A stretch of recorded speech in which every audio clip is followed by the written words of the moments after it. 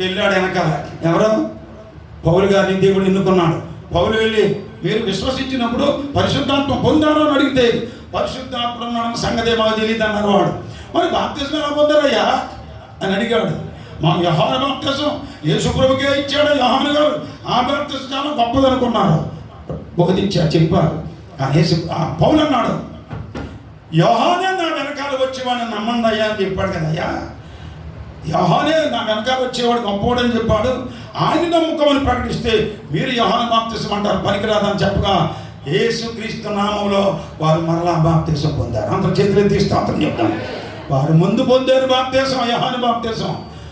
బాప్తిస్మం అక్కర్లేదులే ఏదైనా ఒకటి అనుకుంటే పౌలు గారు మరలా ఎందుకు ఇచ్చాడు? పౌలు గారికి పిచ్చా, ఇప్పుడు వద్దన్న వాడికి పిచ్చా?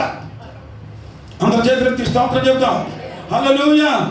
చూసారా, నిజంగా పొందుతానన్నా పొందొద్దని చెప్పాలి. నిజంగా మరి అక్కర్లేదంటే మీరు ఏదోటి పొందారు కదా, మళ్ళీ రెండోసారి పొందక్కర్లేదు.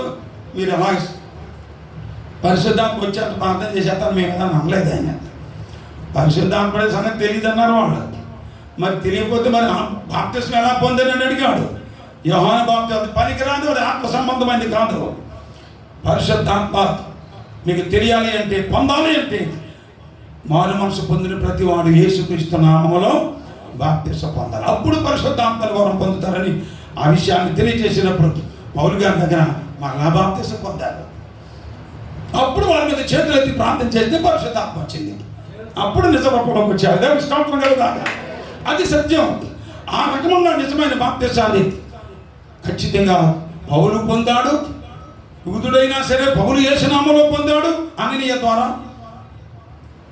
పౌలు ద్వారా ఎఫెసీ పట్టణస్థులు అక్కడ కొంతమంది యేసుక్రీస్తు నామములో ఇంచుమించు 12 మంది బాప్తిస్మం పొందారు పౌలు దగ్గర. వారు ముందు పొందినోళ్ళే మరలా ఎందుకు పొందారు? ముందుది అది పాప క్షమాపణ బాప్తిస్మము కాదు, అది మారు మనసు విషయమై యోహాను ఇచ్చిన బాప్తిస్మం. అది పాప క్షమాపణ యేసుక్రీస్తులో ఉంది. యేసుక్రీస్తు నామములో ముంచబడిన బాప్తిస్మమే రక్షించే బాప్తిస్మం. దేవుని స్తోత్రం కలుగుగాక. అంతేగాని చిలకరింపోలేక తండ్రి కుమార పరిశుద్ధాత్మని పేరు లేనటువంటి బాప్తిస్మం ఇచ్చేస్తే, లేక నీళ్ళు ఎక్కలేదని జెండా కింద నుంచి పంపేస్తే ఏమి బాప్తిస్మం లెక్క కాదు. బాప్తిస్మం ఒక్కటే, ఒక్కసారి ఏం లేదు సుమా. బాప్తిస్మాలన్నీ ఒక్కటే. ఏదో ఒకటి పెంతెకోస్తు పండుగ దినాన్ని అపోస్తలుల ద్వారా ఇవ్వబడిన, పరిశుద్ధాత్మ ద్వారా ఇవ్వబడిన 3000 మందికి ఇవ్వబడిన బాప్తిస్మం అదొక్కటే బాప్తిస్మం. అందుకని తర్వాత వచ్చిన పౌలైనా సరే, అపోస్తలు కూడా లేకపోయినా తర్వాత నమ్ముకున్న పౌలు గారు కూడా యేసుక్రీస్తు నామాన్ని బాప్తిస్మం పొందాడు, అందరికీ ఇచ్చాడు. దేవుని స్తోత్రం కలుగుగాక. హల్లెలూయా. అది బైబిల్ వాక్య సత్యం. అందుకనే ఆ పౌలు గారు ఎఫెసీ పత్రిక రాశాడు. ఆ పత్రిక ఒక దాంట్లోనే ఉంటుంది బాప్తిస్మము ఒక్కటే. 4 అధ్యాయం ఉంటుంది ఎఫెసీ పత్రికలో. బాప్తిస్మము ఒకటే, ప్రభు ఒక్కడే, శరీరం ఒక్కడే, విశ్వాసం ఒక్కటే, బాప్తిస్మము ఒక్కటే. ఏ బాప్తిస్మం ఒకటే అన్నాడంటే ఈ చాలామంది ఏమన్నా బాప్తిస్మం ఒకటే ఉంది, రెండోసారి పొందకూడదు, తప్పు అని అందరిని ఆఫ్ చేసి బాగు చేస్తున్నారు చాలామంది. అర్థమైందా? అడ్రస్ లేని ఉత్తరం అందులో పడిపోయేసేసి, ఉత్తరం ఎక్కడికి అనకుండా పోస్ట్ బాక్స్లో పడిపోయి ఉంటే అది తీసుకుని మరలా కరెక్ట్గా అడ్రస్ రాయటం తప్ప. ముందు వేసిందే, ముందు రాసిందే తప్పది. తండ్రి అన్నాం, కుమారుడు అన్నాం, పరిశుద్ధాత్మ అన్నాం, పేరు లేదు ఉత్తరం. ఎక్కడికి వెళ్తుంది? ఎక్కడికి వెళ్తుంది? పోస్ట్ బాక్స్లోనే ఉంటుంది. ఏం మనిషి పేరు లేదు ఇందులో, ఎందుకని అసలు పడతారు? ఏ తండ్రి, ఏ కుమారుడికి, ఏ ఆత్మకి లేదు. ఈ బాప్తిస్మం అంతే. తండ్రి కుమార పరిశుద్ధాత్మని చిలకరించిన, ముంచిన, అందులో పేరేది? పేరు లేని రేషన్ కార్డు ఏమనుకు ఉంటుందా? రేషన్ ఇస్తారా నీకు? తెచ్చుకో. పేరు లేని అప్లికేషన్కి ఉద్యోగం ఎవరైనా ఇస్తాడా? చూడు. పేరు లేకుండానే ఇక్కడ బతకడాకే దారి లేనప్పుడు పేరు లేని బాప్తిస్మం పొంది పరలోకానికి ఎలాగెళ్ళగలవు? రక్షణ మనుషులది కాదు, పాస్టర్లు ఇచ్చేది కాదు, సంఘ కట్టుబాట్లతో జరిగేది కాదు, ఇదేదో మిషనోడు చెప్పింది కాదు, అమెరికా వాడు చెప్పింది కాదు. ఇది దేవుడు చెప్పిన సత్యం. దేవుని స్తోత్రం కలుగుగాక. పరిశుద్ధాత్మ ద్వారా బయలు తెలియచేయబడినటువంటి వాక్య విధానం అని చెప్పేశాడు. తండ్రి యొక్కయు, కుమారుని యొక్కయు, పరిశుద్ధాత్మ యొక్కయు. అది అర్థమైందా? అక్కడే పాడైపోతున్నారు చాలామంది. అక్కడే దాన్ని పట్టుకోలేకపోతున్నారు వాక్యాన్ని. తండ్రి యొక్కయు, కుమారుడి యొక్కయు, పరిశుద్ధాత్మ యొక్కయు అది నామములోనికి బాప్తిసం ఇవ్వండి అన్నాడు యేసు ప్రభు. తప్పేం చెప్పలేదు. నామం అంటే పేరు, పేరులోకి ఏమన్నా బాప్తిసం. తండ్రి, కుమార, పరిశుద్ధాత్మ ఒకటే పేరు అంతే. ఒక్కడే దేవుడు. ఆయనే తండ్రిగా వచ్చాడు, ఉన్నాడు, కుమారుడిగా వచ్చాడు, పరిశుద్ధాత్మగా పనిచేసేవాడు. అన్ని కాలాల్లో ఉన్న ఆ ఒక్క దేవుడి నామం తెలుసుకుని ఆ నామంలో బాప్తిసం అన్నాడు. దేవుడి స్తోత్రం చెప్తాం. హల్లెలూయా. ఆ నామం ఏది? చూడు మత్తయిలో చూడు, మత్తయిలో చాలా ఉంటుంది అక్కడ తండ్రి, కుమార, పరిశుద్ధాత్మ. మార్కులో చూడు నా నామం అని ఉంటుంది. లోకంలో చూడు క్రీస్తు పేరట ఉంటుంది. యోహానులో చూడు యేసునామం, ఆయన నామం అని ఉంటుంది. మరి వాక్యం సరిగా చూసుకోవాలి. ఇక్కడ మత్తయిలో కూడా తప్పేమీ లేదు. తండ్రి, కుమార, పరిశుద్ధాత్మ ఒకే నామం ఉంది. ఆ నామంలో బాప్తిసం అని చూసారా? కొంతమంది వాదించేసారా? యేసు ప్రభు 106 చెప్పుడు తండ్రి, కుమార, పరిశుద్ధ నామం ఏమన్నాడు, వేరే కాదన్నారు. ఒకసారి మళ్ళీ చూడన్నాను, చదివించాను, చూపించాను. నామములకి మనడు కదా అన్నాను. నామం అది ఏదో నామని అడిగాను. తండ్రి అంటే నామమా? కాదు. కుమారుడు అంటే నామమా? కాదన్నారు. పరిశుద్ధాత్ముడు నామమా? అది కాదన్నారు. మరి యేసు ప్రభు ఏం చెప్పాడు? నామములకి మన్నాడు. 5 మనిషిని బాప్తిసం తప్పే కదా అని చెప్తాను. మరి తర్వాత ఏం చెప్తారు అర్థం కానప్పుడు తెలియట్లేదు. అర్థమైపోయింది, ఒప్పుకుంటున్నారు.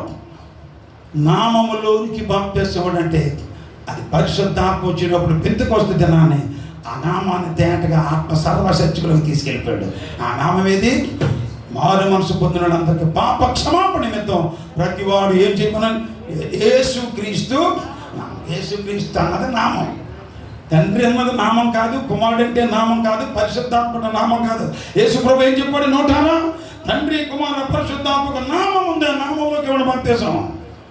యేసు చెప్పింది చేస్తాం మేము, అపోస్తులు చెప్పింది మేము చేయమని కూడా కొంతమంది ఉన్నారు. ఈ లెక్కల్లో పాస్టర్ మీరు మాకు పక్కలు వద్దులంటే మేము దేవుడు చెప్పింది చేస్తామంటే వీళ్ళు ఏం చెప్తారు? యేసు చెప్పింది ఎవరికి చెప్పాడు? అపోస్తులకు చెప్పాడు, శిష్యులకి. శిష్యులు ఎవరికి చెప్పారు? సర్వలోకానికి చెప్పారు. సర్వలోకానికి తెలిసింది ఎవరి ద్వారా తెలిసింది? అపోస్తుల ద్వారా తెలిసింది. అపోస్తులకి ఎవరికి తెలిసింది? ఎవరి ద్వారా తెలిసింది? దేవుడి ద్వారా తెలిసింది. దేవుడు భూమి మీదకి వచ్చి అంత బట్టబలి చేసి వారిని నడిపించే అనుభవంతో నడిపించిన అప్పుడు తెలిసింది. అంతేగాని పేతురు గారి బాధ కాదు ఇది, క్రీస్తు బాధ. దాన్నే అపోస్తుల బాధ. యేసు ప్రభు అన్నాడు, నేను పంపిన వాళ్ళు మీరు చేర్చుకుంటే మీరు నన్ను చేర్చుకున్నట్టు, నేను పంపిన వాళ్ళు మీరు చేర్చుకోకపోతే మీరు నన్నే చేర్చుకోలేనట్టు. నేను పంపిన వాళ్ళు మీకు మాట వింటే నా మాట విన్నట్టే, వారి మాట వినకపోతే నా మాట వినలేనంటే.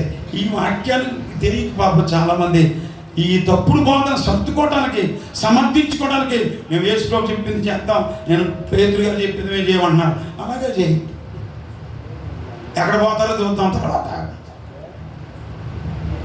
3000 మంది పేతురు చెప్పింది చేశారా? లేదా యేసు ప్రభు డైరెక్ట్గా వచ్చి చెప్తే చేశారు? వాళ్ళు 3000 మంది బాప్తిసం పొందినప్పుడు బైబిల్లో ఉంది. ఆ పేతురు చెప్పిన బోధన విని అతని వాక్యం అంగీకరించిన వారు. అతని వాక్యం ఎవరిదే? దేవుడిది. అతని వాక్యం అంగీకరించిన వారు 3000 మంది బాప్తిసం పొందేది.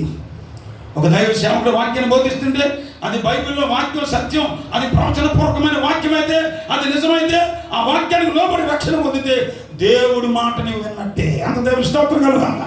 అంతే ప్రత్యేకంగా నాతో మాట్లాడాలి,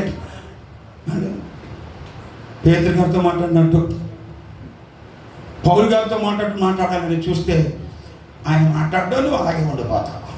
ఆయన మాట్లాడేది మాట్లాడుతూనే ఉన్నాడు, నువ్వు గెట్టేసుకుంటున్నావు. దేవుడి సేవకుల ద్వారా, దేవుడు తన భక్తుల ద్వారా ప్రతి వాక్యాన్ని మాట్లాడుకున్నాడు. సత్యాన్ని తెలుసుకుని ప్రభువుని అక్కడికి సిద్ధపడదాం. ఆయన నిజమైనటువంటి మారు మనసు, ఆ సత్యాన్ని తెలుసుకుని వాక్యానుసారమైన భక్తి చేయడానికి మనం నిజమైన సాక్షులుగా ఉందాం. దేవుని స్తోత్రం చెప్దాం. హల్లెలూయా. మనం దేవుడికి సాక్షులు, యేసుక్రీస్తుకి సాక్షులుగా ఉండాలి. చాలామంది యెహోవా సాక్షులు ఉన్నారు, ఆయన యేసుకి సాక్షులు కాదు. వాడు అంటే యెహోవాయే దేవుడు, ఆయనకే సాక్ష్యం, యేసు దేవుడు కాదని బోధించే బోధకులు ఉన్నారు. అందుకే ఇంత ఖచ్చితంగా మేము వివరిస్తూ వస్తుంది. ఆ యెహోవాయే యేసుగా వచ్చాడు. అందుకే మనం యేసుక్రీస్తుకు సాక్షులమైతే ఆ యెహోవాయే యేసుక్రీస్తు అని నీవు నమ్మినట్టు, యేసుక్రీస్తే ఆ యెహోవా దేవుడిని అంగీకరించి నిజమైన రక్షణ పొందుకోవడానికి. అందుకన్నాడు, కుమారుని ఒప్పుకున్నవాడే తండ్రిని అంగీకరించినట్టు. కుమారుని ఒప్పుకోకపోతే తండ్రిని అంగీకరించినట్టు కాదు. యేసుని ఒప్పుకుంటే యెహోవాను ఒప్పుకున్నట్టు. యేసుని ఒప్పుకోకపోతే యెహోవానే నీవు ఒప్పుకోలేనంటే. ఈ రహస్యాలు తెలియక చాలా మంది తప్పుడు బోధలు, సిద్ధాంతాలు పడిపోయి గలిబిలైపోతున్నారు. వాక్యంలోకి రండి. సొంత బోధలొద్దు, సొంత మాటలొద్దు, బిషప్పుల మాటలు కాదు, లౌకిక మాటలు కాదు. వాక్యం అందరికంటే గొప్పది. ఆ వాక్యం చెప్పింది మనం చేద్దాం. నాకు తప్పు బాప్తిసం ఇచ్చారు చిన్నప్పుడు. నాకు దేవుడు మాట్లాడితే నాకు రక్షణ కావాలని వెళ్ళాను. తండ్రి కుమారునికి పరిశుద్ధాత్మను పెంతుకొస్తున్నా నన్ను ముంచారు. నాకు సత్యం అనుకున్నాను, నాకు తెలియదు అప్పుడు. తర్వాత దేవుడు తేటగా చూపించాడు. యేసుక్రీస్తు నామములో బాప్తిసం పొందలేదు సత్యమైన వాక్యం అని. అది తెలుసుకున్నప్పుడు నేను మళ్ళీ 2 సన్నిధికి లేదు, నేను బాధకు చేస్తున్నాను కదా, మళ్ళీ మాత్రం ఏంటంటే నేను పట్టించుకోలేదు. కొన్ని సంవత్సరాలు దేవుడు తేటగా చూపించి తెలియజేసి నాకు ఎవరు చెప్పేవాళ్ళు ఎవరు లేరు. 35 సంవత్సరాల క్రితం సంగతి, 38 సంవత్సరాల క్రితం దేవుడు ఇప్పుడు తేటగా దర్శనం ఇచ్చి రుజువు చేశాడు. అందరికి నేను ఇచ్చే బాప్తిసం అందరికి ఇచ్చేసి కూడా యేసుక్రీస్తునామములో నేను పొందకలేదు అనుకున్నాను. ఇది సత్యమని తెలుసుకున్నాను. వాక్యం యేసుక్రీస్తు నామములో బాప్తిసమే సత్యమని అర్థమైపోయింది. వాక్యం నెరవేర్చుకుంటున్నాను. అందరికీ నెరవేరుతున్నాను, నేను నెరవేర్చలేదు. దేవుడు నాకు తేటగా దర్శనం ఇచ్చి అందరికి ఇచ్చి బాప్తిసం నన్ను పొందమని చూపించాడు. నేను అందరికి వెళ్ళి నాకు యేసు నామములో బాప్తిసం, నాకు ఇంకేముందన్నాను. ఆ నదిలోనే ఒక ఆయన నిలబడ్డాడు. నేను ఏ బాప్తిసం అయితే దేవుడు నాకు తెలియజేసి బైబిల్లో ఉన్న వాక్య ప్రకారం ఇస్తున్నానో ఆ దర్శనంలో అదే బాప్తిసం నాకు ఇవ్వడానికి ఆయన అడుగుతున్నాను వెళ్ళి. నాకు అప్పుడప్పుడు చెప్పుకోలేక దేవుడు ఇచ్చిన దర్శనానికి వాక్యానికి కట్టుబడి అప్పుడు నేను ప్రభా నాకు ఆ సంస్థలు లేకుండా ఏ జీతం లేకుండా నీ మీద అనుకున్న సేవకుడు ఎక్కడున్నాడో, యేసుక్రీస్తు నామములో బాప్తిసం ఇచ్చేవాడు ఎక్కడున్నారో నాకు తెలియదు, నువ్వే నాకు తెలియజేయి. అక్కడికి వెళ్ళి బాప్తిసం పొంది దేవుడికి మాట ఇచ్చాను. ఆ నెలలోనే దేవుడు నాకు తెలియజేశాడు. వెళ్ళి యేసుక్రీస్తు నామములో బాప్తిసం పొందడం జరిగింది. అందరి చేతులెత్తి స్తోత్రం చెప్తాం. అక్కడి నుంచి అనేక మందిని ఈ సత్యం దగ్గర తీసుకొస్తానన్నాడు. ఎంత ఖచ్చితంగా చెప్తే ఎవరు నమ్ముతాడని అడిగాను దేవుడిని. నేను నడిపిస్తాను అనేక మంది నీ దగ్గరికి అన్నాడు. ఎంతో మందిని దేవుడు ఎక్కడెక్కడి నుంచో అనేక జనాల నుంచి నడిపిస్తూ ఉన్నాడు. రక్షించబడుతున్నారు. బలంగా వాక్యానుసారమైన భక్తి చేసుకున్న అనేక మంది సేవకులు ప్రభు కొరకు వాడబడతా ఉన్నారు. ఎందుకంటే ఇది మనుషుల నుండి వచ్చేది కాదు, ఇది మనుషుల దగ్గర నేర్చుకున్న బోధ కాదు, ఇది దేవుని యొక్క ఆత్మ నేర్పిన సత్యమైన బోధ. అందరూ చేతులెత్తి స్తోత్రం చెప్తాం. ఇది పేతురు గారి బోధ కాదు, ఇది అపోస్తలుల బోధ, ఇది పరిశుద్ధాత్మ బోధ. దేవుని స్తోత్రం కలుగాక. హల్లెలూయా. ఆత్మ యందు ఏర్పాట్లు ఉంటే, అందుకంటాడు ఆత్మ ఉన్నవాడు తప్ప, ఆత్మ వలన తప్ప ఎవడును యేసు శాపగ్రస్తుడని చెప్పలేడు. యేసు శాపగ్రస్తుడని చెప్పాలి అంటే అడుగుతాడు. ఆయన సత్యమైన నమ్మాలంటే ఆత్మ ఉన్నవాడు చెప్పగలుగుతాడు, నమ్మగలుగుతాడు. ఆత్మ లేకపోతే ఆయన ఒప్పుకోలేవు. నిజమైన ఆత్మకు లోబడితే, వాక్యాన్ని కట్టుబడి ప్రభు అక్కడికి సిద్ధపడదాం, ఆయనకి సాక్షులుగా ఉందాం. మనం లోకంలో ఎందుకు బ్రతుకుతున్నాం, ఎందుకు మనం భక్తి చేస్తున్నాం, ఎందుకు ఉపవాసాలు చేస్తున్నాం, ఎందుకు మనం గుడులకు వెళ్తున్నాం, ఎందుకు పాటలు పడుతున్నాం, ఎందుకు మనం సాక్ష్యాలు ఇస్తున్నాం, ఎవరి కోసం? నిజంగా నీ కొరకు బలై, నీ కొరకు చనిపోయి తిరిగి లేచిన ఆ గొప్ప రక్షకుడైన యేసుక్రీస్తు పరలోకానికి వచ్చిన మహాదేవుడని, యెహోవా దేవుడని నువ్వు నమ్మి ఆయన నామములో ఒకే ఒక్క దేవుడని, ఆ ఒకే నామం యేసుక్రీస్తు అని. యేసుక్రీస్తు అన్నది అది నిజమైన రక్షణ నామం, అది పాపిని రక్షించే నామం. అది ఆ నామమును తప్ప మరెవడనో రక్షణ పొందలేడని బైబిల్ వాక్యం అపొస్తలుల 4:10 మనం చూస్తాం. ఆ రక్షణ పొందని వారు ఉంటే త్వరగా పొందుకోండి. సమయం ఇచ్చుకోకుండా, కాలం మారిపోతున్నప్పుడు, ఇక వాక్యానికి చోటు లేనప్పుడు, సువార్తకి అవకాశం లేకపోయినప్పుడు, సభలు పెట్టుకోవడానికి కూడా అవకాశం ఉండని రోజులు వస్తున్నప్పుడు, రక్షణ పొందడానికి కూడా, బాప్తిసం పొందడానికి కూడా ఆటంకాలు ఎదురయ్యే కాలం సమీపిస్తున్నప్పుడు, సమయాన్ని దేవుడు నీకు ఇచ్చినప్పుడు వెంటనే నువ్వు లేచి, పేతురుతో పౌలు గారితో అంటాడు, నీవు లేచి ఆయన నామమును బట్టి ప్రార్థన చేసి నీవు బాప్తిస్మము పొంది నీ పాపములను కడిగి వేసుకోమన్నాడు ఆయన అని ద్వారా తెలియజేసిన మాట. సమయం అయిపోతుంది, చివరి గడియల్లో ఉన్నాం. రక్షణ పొందకపోతే, నీతిమంతునిగా ఉండకపోతే ఆయన మహిమలోకి వెళ్ళలేము. ఆయన వచ్చే టైం అవుతుంది. పాపులకి చోటు లేదు ఆయన దగ్గర. పరిశుద్ధులుగా మారిన వాడికి, ఆయన ఇచ్చిన రక్షణ పొందిన వాడికి, ఆయన చూపించే వాక్యాన్ని గైకొన్న వారికి ఆయనకి చోటు ఉంటుంది. త్వరగా సిద్ధపడదాం, రాకడ కొరకు ఎదురు చూద్దాం. మన విశ్వాసం, మన ప్రార్థన, మన భక్తి అంతా ఆయనకి నచ్చేలాగా మనం పొందే బాప్తిసం ఏదో మా సంఘపోళ్ళు ఇలా చేస్తారు, లేదా గుడులు మారితే కాదు నువ్వు పొందేది, సంస్థలు మారితే కాదు బాప్తిసాలు పొందేది. వాక్యం ఎలాగుంటే దాని ప్రకారంగా నువ్వు ఎక్కడున్నా, ఏ ఊళ్ళో, ఏ స్థితిలో ఉన్నా, ఈ వాక్యం ఇది సత్యమని నమ్మి నువ్వు బాప్తిసం పొందితే అది నీకు నిజమైన రక్షణ అవుతుంది. దేవుని స్తోత్రం కలుగాక. హల్లెలూయా, హల్లెలూయా. ఎంతోమంది తెలియక గలిబిలి పడ్డవాళ్ళు సైతం దేవుడు ఆత్మ వారిని దర్శించినప్పుడు రక్షించబడ్డ వాళ్ళు ఉన్నారు.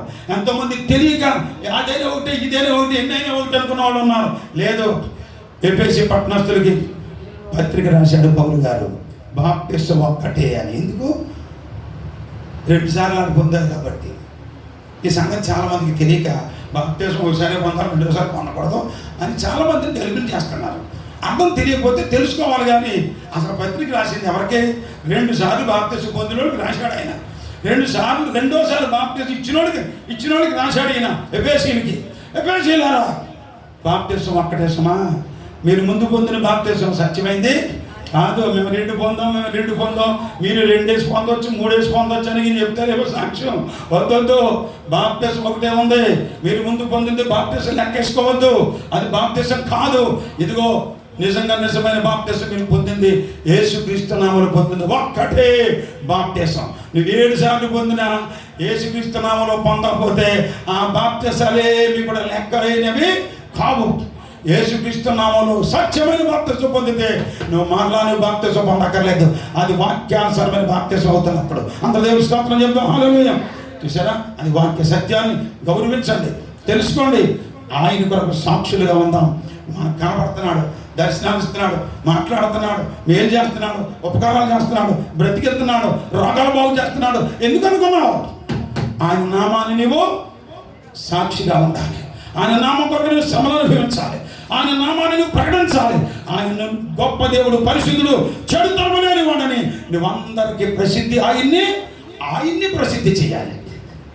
మన పేరు చెడ్డదైనా అన్నా సరే, మన పేర్లు ఫోటోల్లో పేర్లు లేకపోయినా సరే, పేపర్లో పేర్లు లేకపోయినా సరే, మనల్ని హైలైట్ చేయలేకపోయినా సరే, మన పేరు గొప్పని పొగడకపోయినా సరే, మనల్ని తక్కువడన్నా సరే, మనం చాలా నీచంగా మనం ట్రీట్ చేసినా సరే, ఆయన్ని మాత్రం పైకెత్తడం నేర్చుకోవాలి. అందరి చేతులు స్తోత్రం చెబుదాం.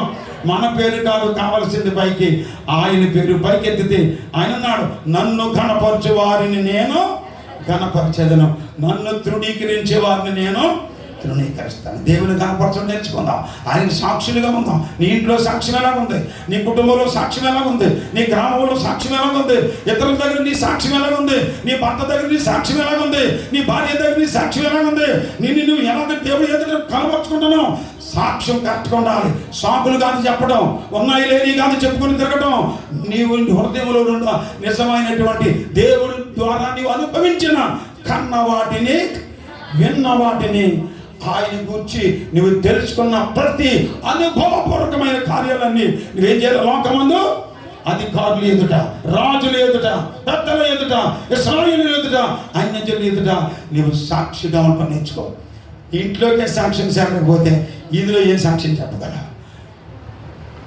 నీ సాక్ష్యం కరెక్ట్గా ఉందా? చాలామంది సాక్ష్యాలు చెప్తారు కానీ సాక్ష్యం తగ్గట్టు బతుకు ఉండదు. సాక్ష్యం సరిపోవాలి, సాక్ష్యానికి సరిపోవాలి. పేతురు వలె, పౌలు వలె ఉండాలంటే మాదిరి ఉండాలి, సహనం ఉండాలి, త్యాగం ఉండాలి, కన్నీళ్లు కార్చాలి. సంఘం కొరకు ఏం చేశాడనుంది? వారు పరిచారకులు అయ్యారు, మాదిరి చూపారు. చెప్పండి, ఏం చూపారు? ప్రభువులుగా లేరు, మంద మీద ప్రభువులుగా కనబడలేదు. మందకు మాదిరిగా ఉన్న భక్తుల్ని దేవుడు చూస్తూ ఉన్నాడు. రైతులాడు, హల్లెలూయా.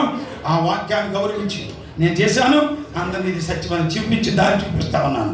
దేవుడి దగ్గర లెక్క అప్పచెప్పవలసిన దేవుని భక్తులమైనటువంటి వారు దేవునికి వాక్యాన్ని గౌరవించి సంఘాలను బలపరిచి దేవునికి సిద్ధపరచాలి, రాకడికి సిద్ధపరచాలి. అలాంటి గొప్ప సాక్ష్యం కలిగిన దేవుని బిడ్డలందరూ వెనకబడద్దు, ఏమొచ్చినా దిగజారద్దు, సాక్ష్యంగా ఉండు. ఆ సాక్షి చూడు, స్తెఫను సాక్షి. స్తెఫను ఏమైనాడు? క్రీస్తుకు సాక్షి. రాళ్ల దెబ్బలు తింటూ, ప్రాణం అర్పించేస్తూ, ప్రభువా ఈ పాపం వీళ్ళెవరి మీద మోపొద్దు, నన్ను నా ఆత్మని తీసుకొని ప్రాణం ఇచ్చాడు. రాళ్ళ దెబ్బలు తింటూ క్రీస్తుకు హతసాక్షిగా నిలబడ్డాడు. మనం సాక్షులుగా ఉండటానికి ఇదిగో మనకు ముందు శ్రమలకు రెడీగా ఉన్నాయి, కాచుకుని ఉంటాయి. నీ కోసం ఎన్ని శ్రమలు ఉన్నాయో, ఎవరెవరు ఎన్ని శ్రమలు పడాలో, ఎవరికి దేవుడు అక్కడ ఎన్ని బహుమానాలు సిద్ధం చేశాడో, ఇక్కడ గెలిచిన వాళ్ళకే బహుమానం. హల్లెలూయా. ఇక్కడ వాక్యాన్ని గౌరవించిన వాళ్ళకే, సత్యాన్ని వెంబడించిన వాళ్ళకే అక్కడ, పరిగెత్తిన వాళ్ళకే ఇక్కడ, పరిగెత్తిన వాళ్ళకే అక్కడ, ఇక్కడ సాగిన వాళ్ళకే అక్కడ బహుమానం. ఇక్కడ వాక్యాన్ని గౌరవించకుండా దాన్ని విచ్చలవిడితేనగా వదిలి జీవిస్తే జాగ్రత్త, నీ కిరీటము ఎవడునో అపహరించకుండా జాగ్రత్తగా చూసుకో. క్రీస్తుని వదిలి, క్రీస్తుని కాదని, శిరస్సుకు కాదని నీ ఇష్టాసనగా ఎగురు పడితే నీవే పాడైపోతావు. ఆ శిరస్సును హత్తుకో, వాక్యాన్ని హత్తుకో, యేసుక్రీస్తుని హత్తుకో, ఆయన నామాన్ని రక్షణ పొందుకో, ప్రభు రాకడ కొరకు సిద్ధపడు, ఆత్మను పొందుకుని ఆయన కొరకు జీవించు. చివరి దశలో ఉన్నాం, చివరి గడియల్లో ఉన్నాం, ఆఖరి క్షణాల్లో ఉన్నాం. ఎప్పుడు వాక్యం ఎప్పుడు మూతపడిపోద్దో, సువార్త ఎప్పుడు అతి త్వరలో ద్వారము మూయబడిపోద్దో. కరోనా వైరస్ ద్వారా కొంతవరకు అలసట రేపేశాడు. ఇక రెడీగా ఉండండి క్రైస్తవులారా, ప్రార్థన చేసుకోండి, బాప్తిసం తొందరగా పొందుకోండి, ఆత్మ పొందుకోండి, రాకడ సమీపిస్తుంది. క్రైస్తవులకు మేలుకలు పడండి. పడిపోయిన వాళ్ళు లేచారు, బుద్ధి లేని వాళ్ళు బుద్ధి కలిగింది, పాస్టర్లు కూడా ధైర్యం వచ్చింది. పాస్టర్లు చాలా మంది దేవునికి దూరం అయిపోయిన వాళ్ళు పోయారు. భక్తిహీనంగా ఉండి లోకాన్ని ఆశ్రయించి దేవునికి పక్కకు పోయింది, దేవునికి దూరం అయిపోయి నశించిపోయిన వాళ్ళు ఉన్నారు. లోకస్తులు ఎంతోమంది భక్తిహీనంగా ఉండి నాశనానికి పరిగెత్తిన వాళ్ళు ఉన్నారు. కానీ కొంతమంది మేలు కొట్టున్నారు, కన్నీళ్ళు కాస్తున్నారు, చూసిన కొన్ని అనుభవాలు నేర్చుకున్నారు. ఓహో ఇదా ప్రేమ ఏంటో తెలుసుకున్నారు. భార్య భర్తలు ఏ స్థితిలో ఉండాలో, అయ్యో ఎంత కర్మ అయిపోతుంది, అందరినీ దూరంగా ఉండమంటున్నారు, ఇదేం కర్మ అన్నంత పరిస్థితి వచ్చింది. కానీ ఇది ఒక అనుభవం నీకు. రానున్న కాలంలో అందరూ సహవాసం చేయటానికి ఉండదు, అందరూ ఇలా కూడుకోవడానికి సమయం ఉండదు. సువార్త ద్వారము ముయ్యబడిపోయే కాలం దగ్గరికి వచ్చింది. ద్వారం తెలిసింది కొంచెమే, ఇక కొంచెం ఎప్పుడు టప్పని మూతబడిపోతుంది. ఇక నువ్వు రక్షణ పొందుతాను, నాకు పాస్టర్ గారు నాకు రక్షణ ఇచ్చాను, నేను పరిగెత్తుకొచ్చిన లేదు పాస్టర్ గారు కనపడ్డా నీకు, దేవుడు కనపడ్డా నీకు వాక్యం ఉండదు, ఇక గుడికి వచ్చి వద్దామనుకునేది దారి ఉండదు. దేవుడు నీకు పిలిచినప్పుడు రావాలి, చేతులు చాపినప్పుడు లెక్క చేయాలి, గద్దించినప్పుడు బుద్ధి తెచ్చుకోవాలి, ఆయన పిలిచినప్పుడు వినాలి, అప్పుడే దీవించబడతాం. నీకెన్ని వచ్చిన బాధ్యత అయింది. అప్పుడు స్తోత్రం చెబుదాం. హల్లెలూయా. ఆయన్ని పిలిచినప్పుడు వినకపోతే ఆయన అన్నాడు, అబ్బాయి రాబోతుంది, కష్టం రాబోతుంది, దుఃఖం రాబోతుంది, వ్యాధం రాబోతుంది, భయాలు వచ్చి రాబోతున్నాయి, తరివేస్తాయి, మనుషుల్ని పీడించేస్తాయి, మానవ జీవితాన్ని తట్టుకోలేదు. దయ్యం సైన్యాలు, ఆకాశ సైన్యాలు భూమి మీద ఎక్కువ విజృంభించేస్తాయి, తట్టుకోలేరు. అలాంటి భయంకర రోజులు రాబోతున్నాయి. అందుకే దేవుని యొద్ద క్షమాపణ కోరుకుని జీవితాలు దిద్దుకొని ఈ ఉపవాస కూటాల ద్వారా అయినా మనం దేవుడికి దగ్గర అవడానికి ఇష్టపడి, ఎక్కడ పడిపోయావు, ఏ మాటలో, ఏ వాక్యములో, ఏ స్థితిలో, ఏ ప్రేమలో, ఏ మార్గంలో ఎక్కడ దేవుడికి విరోధమయ్యావో త్వరగా సరిచేసేసుకుని ప్రభు పాదాలు పట్టుకుని దేవుడి దగ్గర క్షమాపణ పొందుకుని దేవుడికి దగ్గర అయిపోదాం. ఆ సంతోషాన్ని మనకిస్తాడు. ఎన్ని వానలు వచ్చినా భయం ఉండదు, పరిస్థితి అంతా ఏకమైపోయినా దిగులు ఉండదు. ఆ ప్రభు రాబోతున్నాడు. మనం ఆయనకు ఏం చేయాలి? సాక్షులుగా జీవిద్దాం. నీ ఇంట్లో సాక్షి మంచిగా ఉందా? చూడు, నీ సాక్షి ఇతరులు చెప్పాలి, నీకు నువ్వు చెప్పుకుంటే గొప్పేం కాదు. ఆయన గురించి మనం చెప్పాలి, మన గురించి ఆయన చెప్పాలి, నా గురించి మీరు చెప్పాలి, మీ గురించి నేను చెప్పాలి, మన గురించి లోకస్తులు చెప్పాలి. చెప్పండి, లోకస్తుల గురించి మనం ఎవరి గురించి ఎవరి దగ్గర కనపడదు. ఇతరులకు వేరే వాళ్ళకి కనిపిస్తుంటుంది. అందుకని గుర్తుపెట్టుకోవాలి, నీ సాక్ష్యం నీది నీకే గొప్ప అనుకోవచ్చు, అది ఇప్పుడు కూడా గొప్ప చెప్పుకోకూడదు. ఆయనదే గొప్ప, ఆయన సాక్ష్యం. దేవుడు సాక్ష్యం ఇస్తాడు. మోసే నా ఇల్లంతటిలో దావీదును నేను కోరుకున్న మనుష్యుడు, నా ఇష్టానుసారుడు, నా ఉద్దేశాలు నెరవేర్చేవాడు. అది దేవుడు సాక్ష్యం. యోబు యథార్థవంతుడు, న్యాయవంతుడు, ఆయన యందు చెడుతనమేమియు భయభక్తులు గలవాడు. దేవుడు సాక్ష్యం ఇచ్చాడు. ఆయన గురించి మనం ఏం సాక్ష్యం ఇవ్వాలి? ఒకరికొకరు సాక్ష్యం ఇద్దాం. అపోస్తలుల గురించి యేసు సాక్ష్యం ఇచ్చాడు. యేసుని గురించి అపోస్తలులు సాక్ష్యం ఇచ్చారు. అపోస్తలులు సంఘాల గురించి సాక్ష్యం ఇచ్చారు. సంఘములు అపోస్తలుల గురించి సాక్ష్యం ఇచ్చారు. అన్న దేవుడు స్తోత్రం చెబుతాం. హల్లెలూయా. మన లోకాల గురించి సాక్ష్యం ఇవ్వాలి. లోకం మన సాక్ష్యం తెలియాలి, చెప్పాలి. వారు మన సాక్ష్యాన్ని చెప్పాలి. మనం ఎలా నడుస్తున్నాం, ఏం మాట్లాడుతున్నాం, ఎంత భక్తిగా ఉన్నాం, ఎంత యథార్థంగా బతుకుతున్నాం. ఇతరులు, నీటోళ్ళు, బయటోళ్ళు, అవతల దేవుడు ఎరగని వాళ్ళు నువ్వు ఎలా ఉంటున్నావు అని నడక, పడక, చూపు, నడక పరిస్థితులన్నీ పరిశీలిస్తున్న వాళ్ళందరూ మన గురించి సాక్ష్యం ఇస్తుంటే అది గొప్ప. అందరూ చేతులెత్తి స్తోత్రం చెప్దాం. హల్లెలూయా. ఆ గొప్ప దేవుడు మన గురించి సాక్ష్యం చెప్పేలాగా మనం ఆయన గురించి మంచి సాక్ష్యం చెప్పి, కష్టాలు వచ్చినా పర్లేదు, ఆయన్ని మాత్రం తిట్టద్దు, దేవుడు మాత్రం విసర్జించొద్దు, ఆయనకి మాత్రం దూరం అవ్వద్దు. పౌలు భక్తుడు ఏమన్నా తెలుసా? ఎవరైనా క్రీస్తు ప్రేమ నుంచి నన్ను ఎడబాపువాడు హింసైన, కరువైన, వస్త్రహీనతైన, ఉపద్రవమైన, ఎత్తైన, లోయైన, శ్రమైన, కరోనా అయినా, వైరస్ ఏదొచ్చినా, ఏ జబ్బైనా, ఏ తెగులైనా, మరణమైన, ఏది ఎంత మాత్రమును క్రీస్తు ప్రేమ నుండి ఎడబాపనేరదు. రైతులాడు హల్లెలూయా. అంత సాక్ష్యం మనలో కావాలి. ఎవరో బెదిరించారని భయపడిపోతే, ఏదో ఎవరన్నారని చెప్పేసి మన దేవుడిని కాదంటే ఆపదలు వచ్చేస్తున్నాయి, గందరగోళం జరిగిపోతుంది, దేవుడి బిడ్డలకు ఏదో వచ్చేస్తుందని ఎవరన్నా భయపెడితే నువ్వు భయపడిపోవాల్సిన పని లేదు. క్రీస్తు కొరకు నువ్వు సాక్షిగా నిలబడిపో. అందరి చేతులెత్తి స్తోత్రం చెప్దాం. హల్లెలూయా. ఆయన కొరకు ఉండిపో, ఆయన కొరకు నిలబడిపో, ఆయన కొరకు సాక్షి ఇస్తూ ఉండు. ఆయన కాదనుకో. కమ్యూనిస్టు దేశాల్లో కూడా చాలా మంది ప్రాణాలు ఇచ్చేసిన వాళ్ళు ఉన్నారు, క్రీస్తు బిడ్డలు. దేవుడి గురించి బైబిల్ పత్రిక పట్టుకుని వెళ్తే చాలా పట్టుకుని కొట్టేసి, గోడ కుర్చీలు వేసి,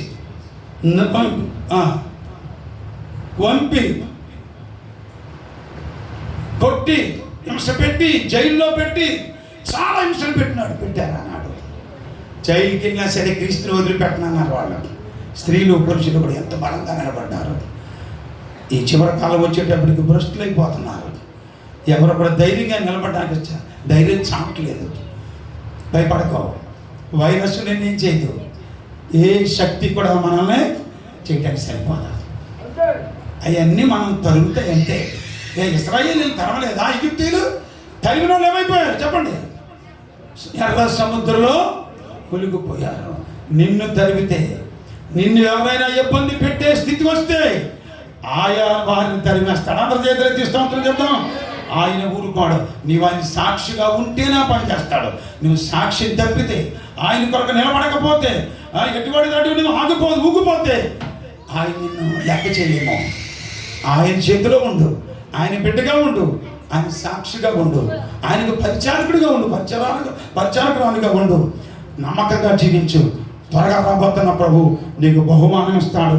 అట్టి బలమైనటువంటి కార్యాలు ఉండడానికి నమ్మకంగా ఉపవాస దీక్షలో సాగిపోదాం. కడ వరకు నిలుద్దాం. ప్రభు కొరకు సాక్షిగా ఉందాం. దేవుడి మాటలు దీవించి బలపరచును గాక.